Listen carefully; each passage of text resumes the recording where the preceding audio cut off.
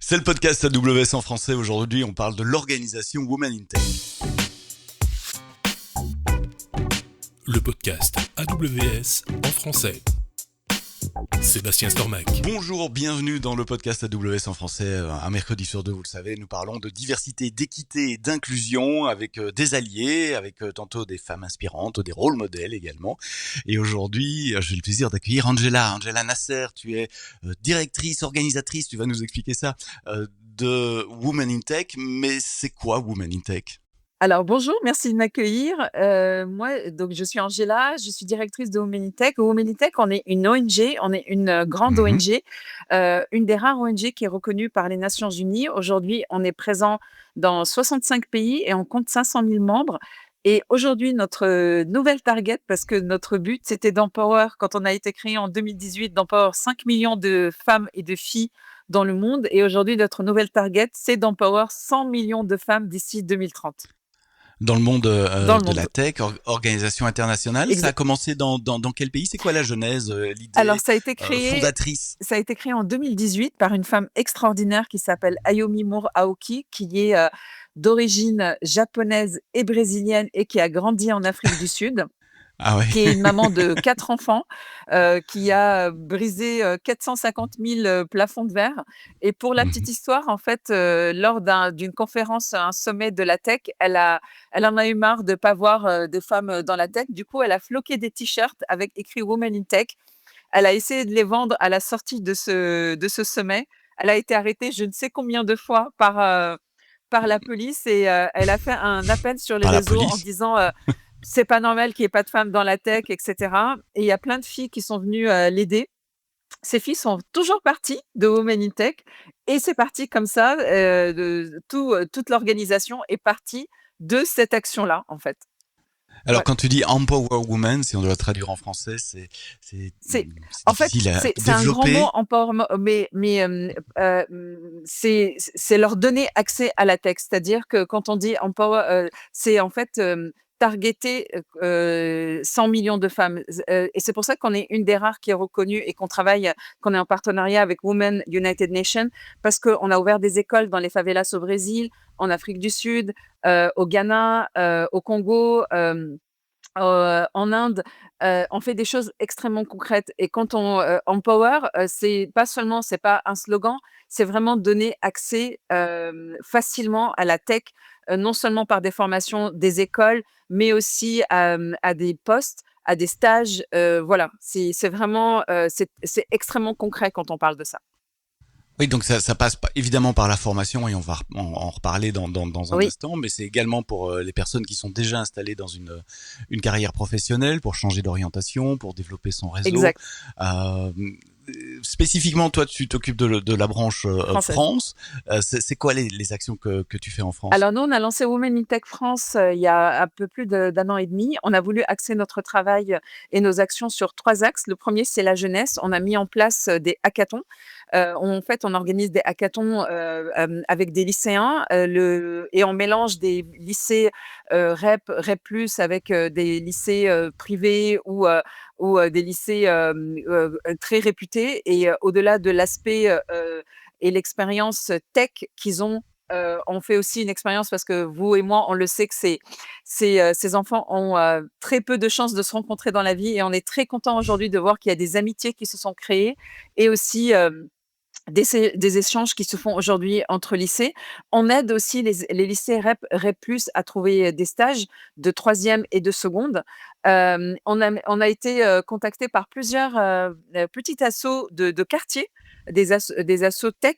Le dernier, par exemple, c'est une asso de Villeneuve-Saint-Georges qui nous a. Alors, c'est marrant parce qu'à chaque fois que des petites assos nous contactent, quand on leur répond, ils mettent du temps à nous répondre parce qu'ils nous disent on ne s'attendait pas du tout à ce que vous nous répondiez. Du coup, on ne savait pas quoi répondre.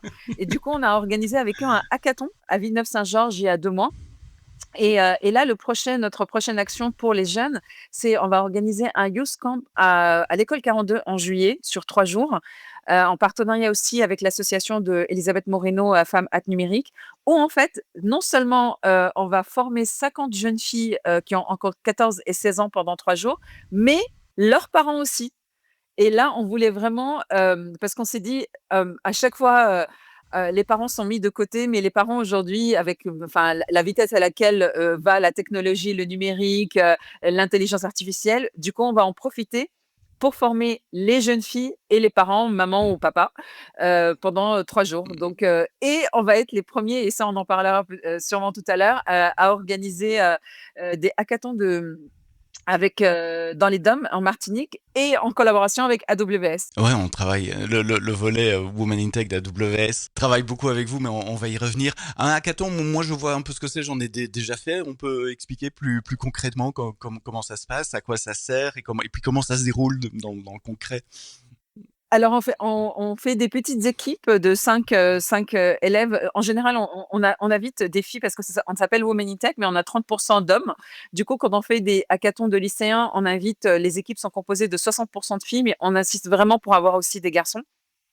Et on leur propose, on leur propose des projets, mais ce qu'on souhaite énormément, c'est d'avoir des projets, de leur part. Ça peut être des projets écologiques, des projets, de sociétal et cetera, et on travaille avec eux sur, des projets en intégrant, enfin et on n'a même pas besoin de leur demander aujourd'hui, C'est eux on a qui viennent avec. aujourd'hui la première génération digitale, totalement 100 digitale. Du coup, en fait, c'est eux-mêmes qui intègrent dans tous leurs projets du digital et de l'intelligence artificielle. Par exemple, le lycée, un des premiers lycées avec qui on a travaillé à Aulnay-sous-Bois, ils ont des ruches d'abeilles connectées à l'intelligence artificielle depuis plus de 2 ans, avant que tout le monde, qu'il y ait la hype sur l'intelligence artificielle. Donc ils ont un niveau, vraiment impressionnant, et donc voilà, on leur propose, et on travaille sur ça, et à la fin du hackathon, on les forme sur le pitch. On a des formateurs qui viennent les former sur pitcher, comment pitcher et cetera, parce que ça leur sert aussi plus tard pour leur stage, pour, les examens qu'ils vont passer, en bac de français et cetera, et on reste aussi beaucoup en contact avec ces jeunes parce qu'on les aide à trouver des stages après et cetera et cetera. Ouais, c'est pas tout d'avoir une bonne idée et d'être capable de l'implémenter, il faut être capable de le vendre aussi. Mais je reviens sur l'aspect hackathon, c'est quand même coder beaucoup, donc c'est des gens c'est des jeunes qui savent déjà coder ou ils apprennent en cours de route, enfin, comment ça se passe?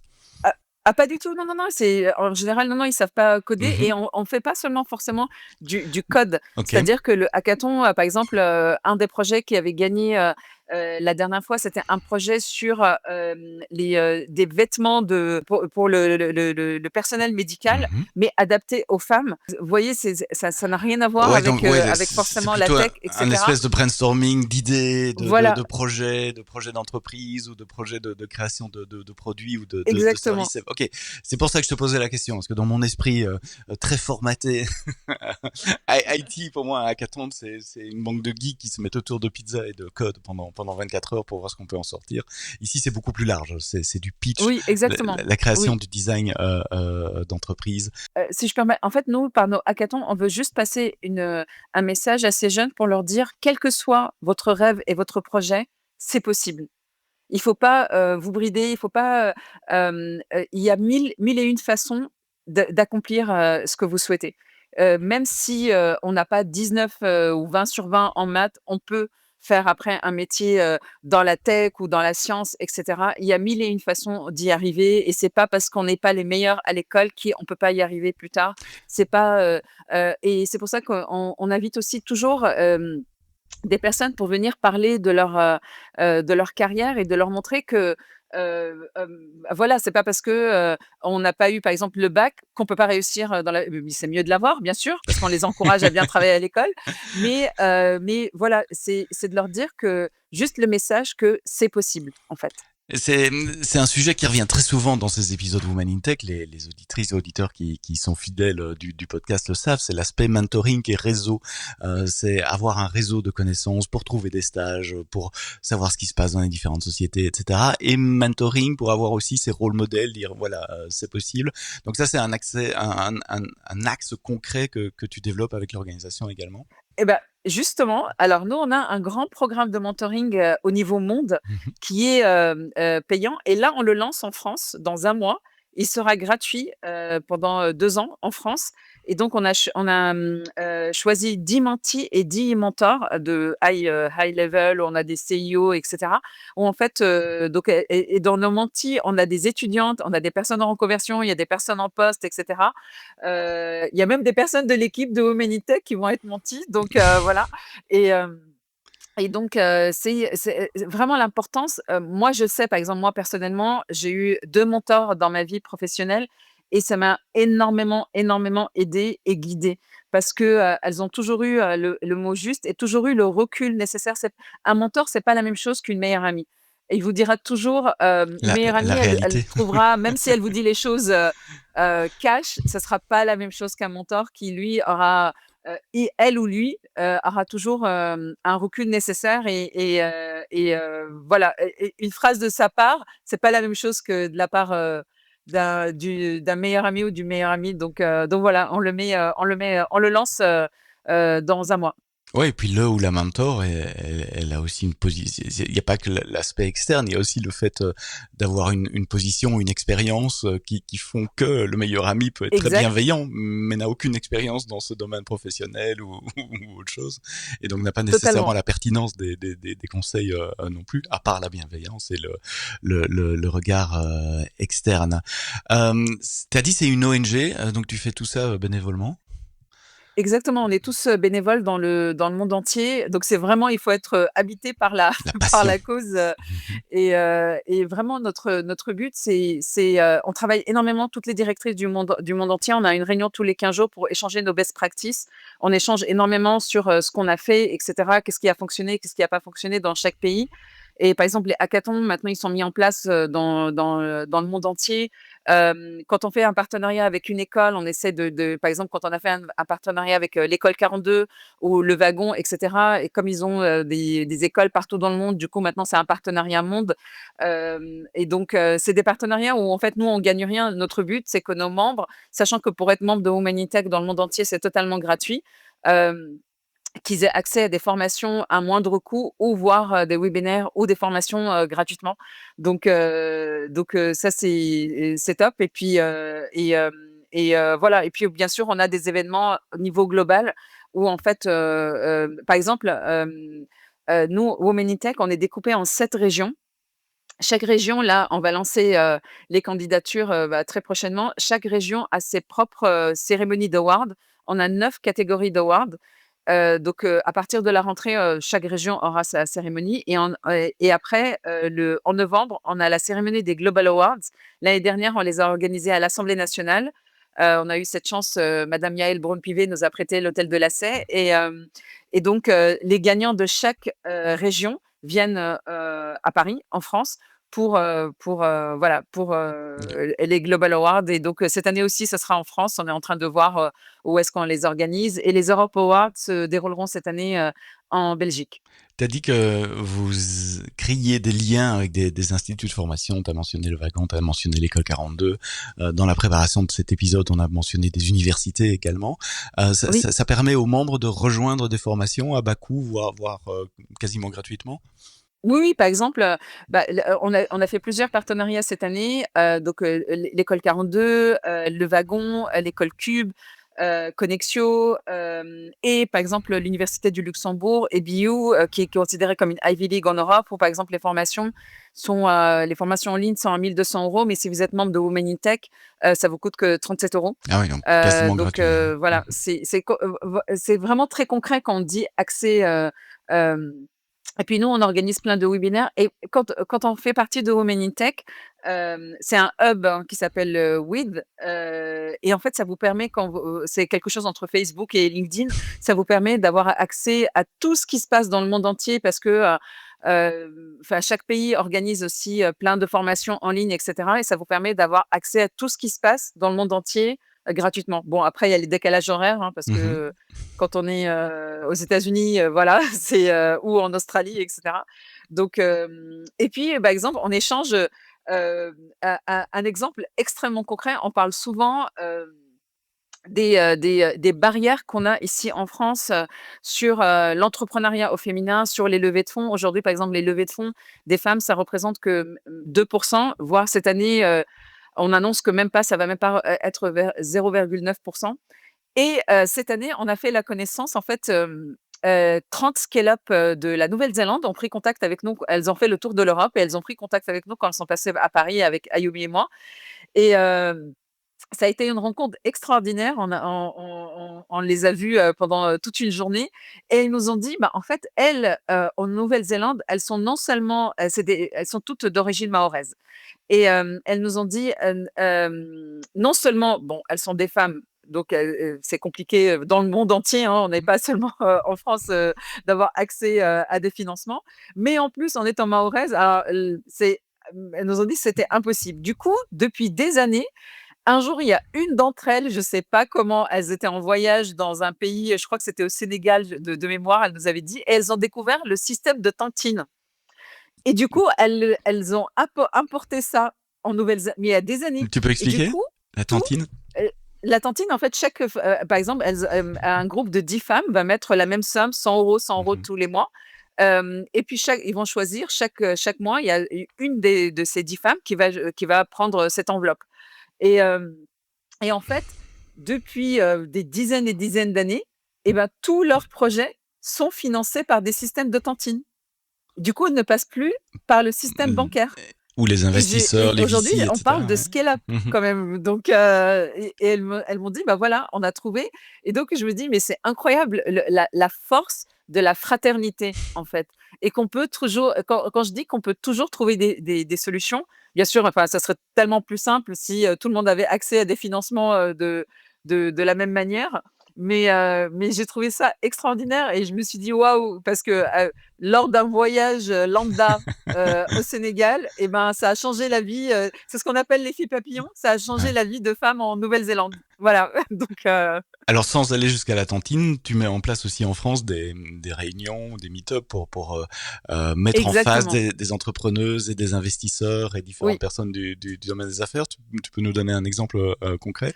Oui, alors quand on a lancé, Women in Tech, moi on m'a souvent parlé, de l'accès à des réseaux d'influence et cetera. On le voit en fait, dans des événements, on voit toujours les mêmes personnes, donc en fait, les personnes qui n'ont pas accès à ces événements-là, c'est toujours les mêmes malheureusement. Donc j'ai souhaité mettre en place des meet and greet, avec, donc on organise des meet and greet avec, des thèmes différents à chaque fois. Le 1er qu'on a organisé, c'était justement chez AWS Ah bah, sur, ah bah le thème de la finance. C'était il y a plus d'un an. je posais la question sans savoir, tu vois, c'était tout Oui, à fait non, mais en naïf. plus, je viens de me souvenir que c'était un des premiers. Je crois que c'était ou le premier ou le deuxième, mais Mhm. un des premiers, ça c'est sûr. Et c'était top. Et donc, on rassemble et c'est des événements totalement gratuits et on y tient vraiment à ce que ça soit gratuit. On invite des étudiantes parce on a des collaborations avec beaucoup d'universités à Paris, l'UT de Paris, l'UT de Sceaux, de Saclay, avec des écoles comme l'ESSEC, etc.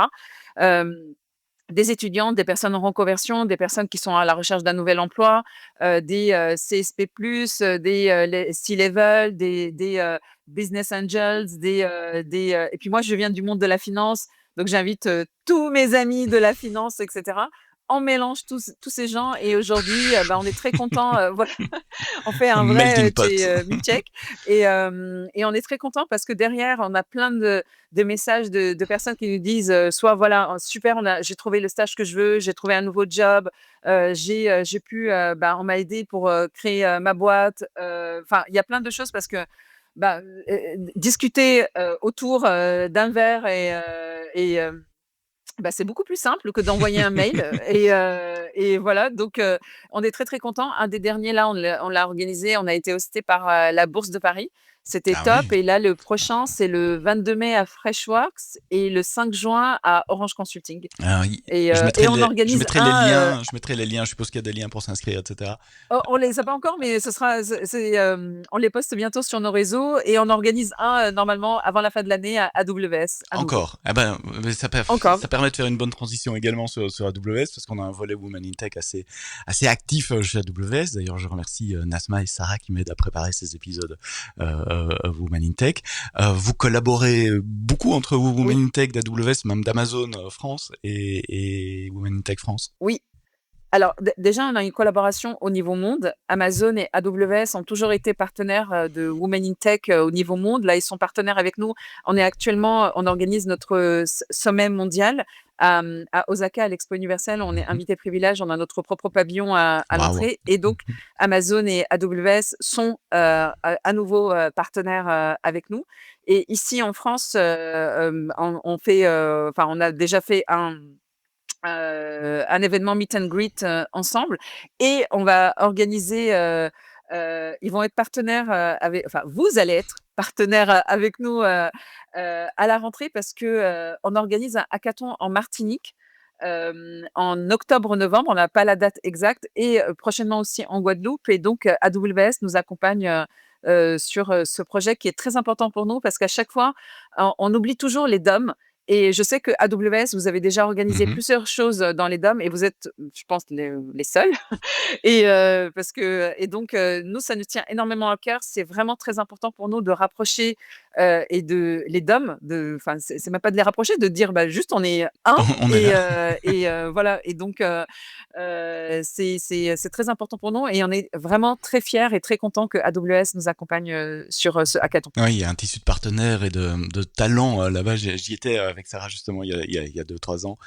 Et c'est incroyable de voir l'énergie qu'il y avait et la Exact. volonté d'apprendre et de dire on y va et on veut utiliser les technologies d'aujourd'hui. Pendant le Summit AWS à Paris qui s'est tenu début avril, de tête, c'était le 9 avril, Oui. au Palais des Congrès. Il y avait également 2 tables rondes autour du thème de la diversité, de l'équité et de l'inclusion avec Women in Tech. Une qui s'appelait Être un allié en tant qu'acteur sociétal et l'autre en anglais Empowering Women in Generative AI. C'était quoi ces tables rondes et qu'est-ce qui en est sorti?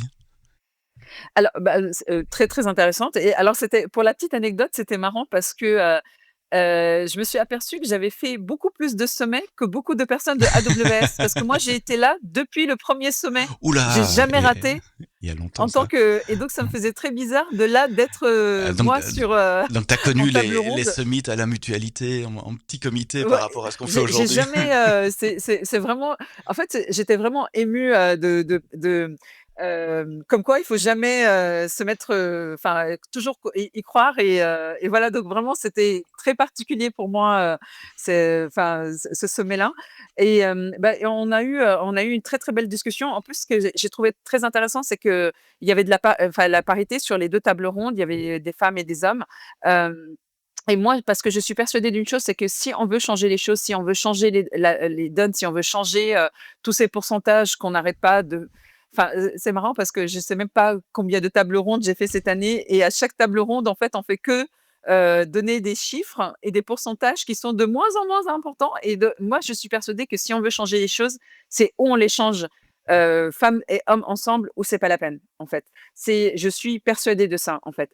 Donc, oui, les alliés sont très, très importants, de travailler ensemble et juste de donner, le poste à la bonne personne.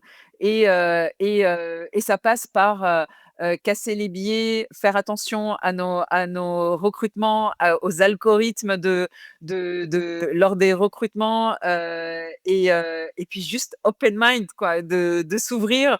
Il y a assez de barrières comme ça dans la vie, voilà, de pas se mettre des barrières là où la vie, enfin nous, on en a tellement Oui, déjà, au ne pas quotidien. en créer plus. Oui, c'est la formation, c'est le recrutement, mais c'est aussi l'accompagnement de carrière, identifier les personnes à forte potentiel dans une équipe et les faire grandir dans Oui, leur carrière en s'adaptant parfois à des contraintes spécifiques d'aménagement du temps de travail qui peuvent arriver exactement. dans une vie à certains Mais moments sur plein de également. choses, enfin, et même ça concerne aussi, moi je dis tout le temps que les biais, c'est les imposteurs de notre époque. Ils sont aujourd'hui, dans nos algorithmes, Mhm. ils se déguisent en normes parce que dès qu'il y a un nouveau biais, on change ça aujourd'hui, enfin tout devient, c'est le nouveau mot à la mode, les biais. Donc il y a quelques, années, c'était bienveillance, maintenant c'est biais parce qu'on a toujours comme ça un mot, qui devient à la mode. Mais voilà, mais ça peut être, c'est parce que en fait, on parle souvent, du syndrome de l'imposteur concernant les femmes, mais ça peut être aussi les hommes, les billets, ça concerne. Il y a pas longtemps, j'étais à une table ronde à Dauphine et un étudiant qui m'a dit vous parlez souvent des plafonds de verre de féminin, mais moi, mon plafond de verre, je viens d'un petit village en Normandie. Mon plafond de verre, c'était arrivé à Paris, à Dauphine. J'ai mis 2 ans à casser ces plafonds de verre et parce que j'avais pas les codes parisiens, j'avais pas les codes de Dauphine, et en fait, c'est vrai parce que nous, quand on est dans cette sphère parisienne, on s'aperçoit pas qu'il y a des codes, et Mmh. cetera et lui, ça m'a vraiment, brisé le cœur parce qu'il en parlait, il était vraiment très ému de parler de ça et il est en 3e année donc je me dis: «Bah, il vient juste de sortir en fait, la tête de l'eau» et et voilà donc et puis, et les biais sur plein de choses, hein. Moi, par exemple, j'ai un ami qui me disait: «Mais moi aussi, je voudrais un congé, paternité long. J'ai envie de passer du temps avec, mes enfants. Pourquoi on parle que de femmes?» Donc oui, il y a plein de choses, on a tous notre plafond de verre, on a tous, les biais, ça concerne tout le monde, à tout âge et cetera.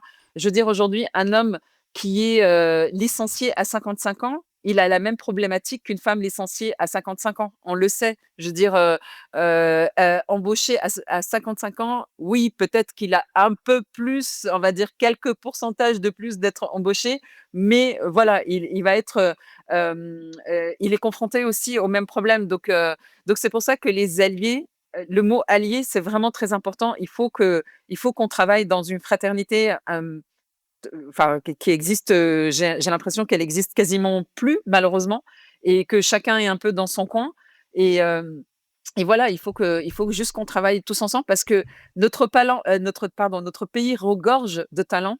Il faut juste les mettre, en avant, en fait. Et si vous voulez écouter des alliés qui parlent de leur rôle, de leur vision, je vous mets les liens dans les notes de ce podcast. Retournez dans des épisodes précédents. J'avais eu Julien Crouès comme invité, qui est le directeur Oui, d'AWS France, enfin, et Europe du Sud eux-mêmes, et Julien Lépine également, qui est directeur des Solution Architects, qui sont deux alliés très forts identifiés chez nous, exact. qui parlent de leur point de vue et de comment concrètement ils peuvent prendre des actions avec leurs équipes dans l'entreprise pour s'assurer une meilleure égalité et diversité. Euh, Futur, quelles sont tes perspectives 2025? On est à la moitié de l'année, mais encore 2026 et au-delà. Je parie que tu as plein de grandes idées pour passer encore à la vitesse supérieure. Alors, il y a eu déjà, en fait, en janvier, lors du World Economic Forum à Davos, on a annoncé, un nouveau protocole qui s'appelle enfin, on a annoncé un protocole qui s'appelle le protocole d'Osaka, qui vient d'être, signé officiellement hier, justement, lors du sommet, de Women in Tech à Osaka, dont Amazon et AWS Son est sponsor. signataire. En fait, c'est un protocole qui vraiment grave un peu, entre guillemets, «dans le marbre» la target d'empower 100 millions de femmes dans le monde avec des actions très concrètes. On emmène avec nous sur ce protocole des institutionnels, ça veut dire des gouvernements comme l'Inde qui vient de le signer, la Malaisie, etc., et des grandes entreprises comme Amazon, AWS qui ont été les premiers à le signer. Donc, notre target, c'est ça. On lance une nouvelle entité pour justement comment dire, soutenir cette initiative qui est donc le 18 juin à Paris à l'UNESCO, on lance le Tech Diplomacy Forum. Il a été annoncé officiellement hier, mais on le lance officiellement donc le 18 juin. Donc ça, c'est pour vraiment parce qu'on travaille énormément. On est persuadé que si on veut aussi changer les choses, c'est en travaillant dans la tech diplomatie, en travaillant avec des institutionnels, etc. Donc, et des grandes entreprises, entre autres comme Amazon et AWS. Donc ça, c'est nos prochains targets. Et bien sûr, donc on a nos awards et bien sûr continuer. On a nos hackathons, nos youth camp et les meet and greet. Et puis voilà, donc continuer à grandir, faire en sorte de donner accès à tout le monde facilement à leurs rêves, quel que soit le rêve. Hein. C'est possible. Montrer Je que c'est sais pas, possible. par exemple, on a aidé, enfin, vraiment, pour le coup, ça n'a rien à voir avec la tech. On a aidé 2 personnes à rentrer à l'école Ferrandi cette C'est quoi année. l'école Ferrandi? C'est l'école de cuisine. Ah oui.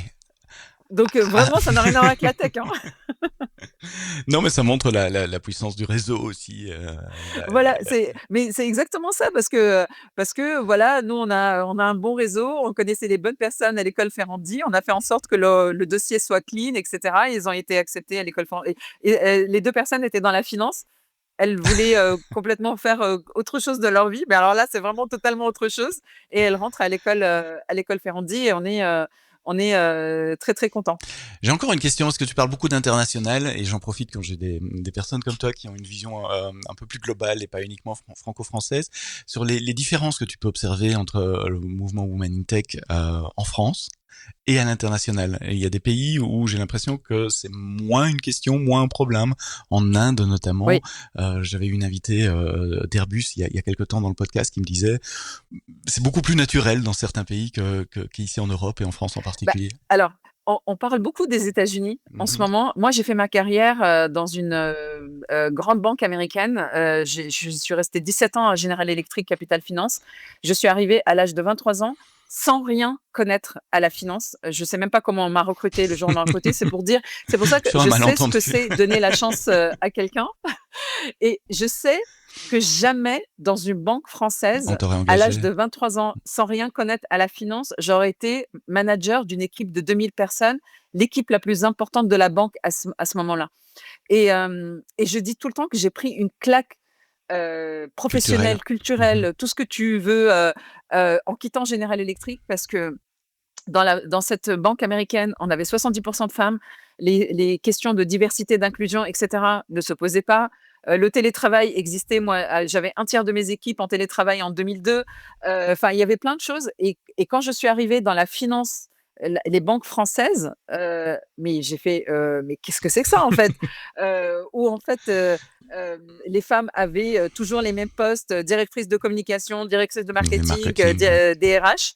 Enfin et que, pour avoir un poste, il fallait où que il y avait: «Tu es trop jeune, tu es trop vieux, tu es» et cetera. Les diplômes, jamais, jamais, On jamais, t'a demandé un c'était diplôme aux interdit à US. General Mhm. Electric de recruter sur les diplômes. Je n'ai jamais recruté quelqu'un sur les diplômes. Je regardais même pas cette section, en fait.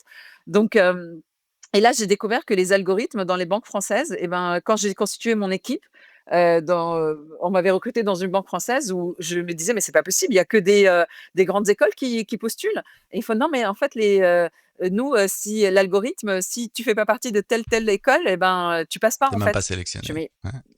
c'est» donc voilà et moi, je me bats contre ça et souvent, par exemple, je le dis aux gens, bah, si tu postules quelque part, bah, envoie-moi ton CV, je vais l'envoyer, je vais passer, au-dessus des algorithmes, en fait, Mais donc ouais, c'est ce qu'on dit, mettre le CV au-dessus de la pile. Mais ce que tu voilà. décris là, c'est pas que la discrimination contre les femmes, c'est aussi de genre social, enfin d'origine sociale Exact. Oui, et oui. de géographie. On parlait du monde rural versus le monde des Oui, villes. Tout le monde est impacté là. Si on n'est pas d'une grande école, si on sort pas d'une grande école dans une ville, on a moins de chance. exactement C'est ton et ça, message. c'est pas peu et ça, je m'aperçois que c'est vraiment beaucoup, beaucoup en France, mais tout est compliqué, moi, je me rappelle quand on a lancé les hackathons. La French Tech m'avait dit à l'époque, ils m'ont dit: «Mais Angela, mais laisse tomber, mais jamais de la vie tu vas réussir» parce qu'on voulait faire, le premier hackathon au niveau national. Ils m'ont dit: «Mais personne n'a réussi à faire ça» et quand je me suis pris, moi, personnellement, sans mon équipe, 100 claques de tous les lycées des Hauts-de-Seine, mais personne m'a répondu et ceux qui me répondaient, c'était, «On n'a pas le temps, nos élèves n'ont pas le niveau» et cetera et cetera et je me suis dit: «Mais en fait, tout est compliqué en France» et c'est marrant parce que je suis devenue presque, c'est devenu une blague, quand on faisait les réunions, entre directrices Womenitech parce que j'avais lancé l'idée du hackathon. Tous les pays, où il y Oui, a oui, oui. Womenitech avaient fait, ils étaient à leur deuxième ou troisième hackathon et nous, on n'avait même pas lancé le premier. Et à chaque fois, je leur disais: «Oui, mais non, c'est compliqué. On a les JO, on peut pas tout faire en même temps», donc voilà. Mais oui, c'est compliqué et ça m'énerve parce que franchement et je le dis encore, mais on a tellement de talent dans notre pays, il faut juste leur donner le moyen de s'exprimer, en fait. Que ce soit des femmes ou des hommes, hein. Moi, je fais aucune différence. Bien sûr, il y a pas assez de filles dans la tech Ça, et on le sait, Il y en a de moins en moins, il y en a de moins en moins dans la médecine. Il y a une nouvelle donnée, on n'arrête pas de m'envoyer, je sais pas, en plus, on m'envoie genre, qu'est-ce qu'on fait? Par exemple, aujourd'hui, on sait que, et le pourcentage des filles qui démissionnent au bout de 2 ans, 3 ans dans des, dans la tech, et fait que exploser et cette semaine, j'ai reçu, je sais pas, 2 ou 3 messages dans ce sens en me disant, «Qu'est-ce qu'on fait?» Je fais: «Bah, je sais pas, j'ai pas la solution», on sait qu'en médecine, on a la même problématique. Mmh. Donc je pense qu'il y a vraiment déjà, heu, un problème de base, c'est qu'il faut la réforme du bac, on est tous d'accord, profs, parents, ministère, il faut la revoir. Tout le monde le sait. Parcoursup, je sais pas si, si tu l'as testé. Moi, je l'ai testé cette année, j'ai aidé mon neveu. Je pense qu'on peut supprimer koh et mettre Parcoursup, à la place. À part l'épreuve des Je poteaux, pense, c'est hein, aussi dur. franchement, c'est et en plus, c'est la nouvelle version. Je sais pas qui a créé ça, mais c'est pas possible. On peut pas en 2025, imposer ça à des enfants. C'est juste pas possible, en fait. On peut pas dire: «On veut être la nation de l'intelligence artificielle» Et de la tech, et avoir ouais. Parcoursup, en fait. Merci Angela. Angela Nasser, tu es directrice de Women in Tech en France. Où est-ce qu'on peut te trouver? Il y a un site web Women in Tech France. Il y a les Alors, réseaux on a sociaux notre, aussi. nos réseaux sociaux, Women in Tech France, on est sur LinkedIn et Instagram, et sur notre hub qui est ça s'écrit WIT, tiré du 6 et un petit H et en fait, vous pouvez vous inscrire, ça c'est notre pour s'inscrire et être membre de Women in Tech. Et je mets Pour les filles, pour les femmes et les hommes, et pour les vous hommes êtes évidemment toutes et tous les pour bienvenus. les alliés, et je mets évidemment tous ces liens dans les notes de ce podcast, dans votre application préférée de podcast. Vous scrollez un peu et vous allez trouver tous ces liens. Merci Angela pour ta passion et ta bonne humeur pour Merci à partager toi. tous ces sujets que tu portes à bout de bras avec beaucoup de passion et de brio. Angela Nasser, directrice de Women in Tech France, dans le podcast AWS en français. Merci de l'avoir écouté jusqu'au bout. Vendredi, rendez-vous vendredi dans 2 jours pour un prochain épisode. Mais d'ici là, quoi que vous codiez, codez-le bien.